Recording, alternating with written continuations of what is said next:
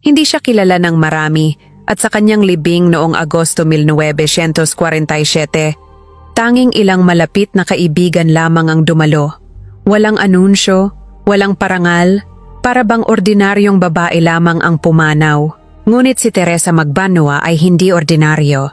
Siya ang tanging babae na nanguna sa mga tropang Bisaya laban sa tatlong mananakop, Espanya, Amerika, at Hapon. Isang asawa na sinuway ang asawang mayaman. Isang kapatid na nakipaglaban. Kahit namatay ang dalawang kapatid sa digmaan. Ipinanganak si Teresa Magbanua noong Oktubre 13, 1868 sa Putotan, Iloilo, sa pamilyang mayayaman at edukado. Nag-aral siya sa 3 paaralang pambabae sa Maynila at nakakuha ng master's degree sa University of Santo Tomas. Naging guru siya, disiplinado, mahigpit, respetado. Nang mag-asawa siya kay Alejandro Balderas, isang mayamang may lupa noong 1898, huminto siya sa pagtuturo at naging may bahay. Sa mga bukid ng kanyang asawa, natutunan niyang bumaril ng pistola at sumakay ng kabayo. Ang mga kasanayang ito, na tila para lamang sa libangan, ay magiging sandata niya sa digmaang darating. Noong 1898, sumiklab ang revolusyon sa Iloilo. Ang dalawang nakababatang kapatid ni Teresa, sina Pascual at Elias, ay sumama sa revolusyonaryong hukbo. Nais niyang sumunod, ngunit tutol ang kanyang asawa.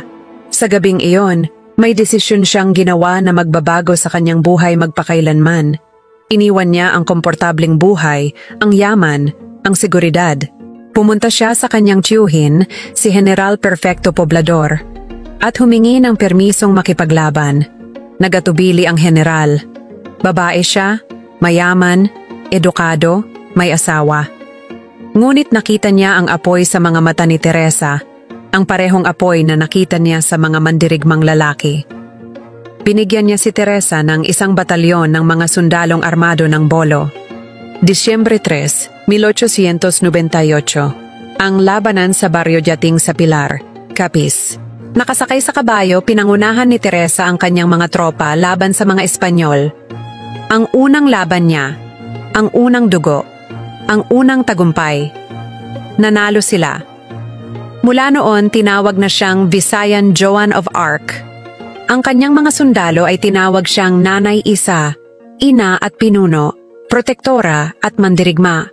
Parehong araw, Disyembre 3, 1898, sa Sapong Hills malapit sa Sara, muling nanguna si Teresa. Higit ang bilang ng mga Espanyol, mas mahusay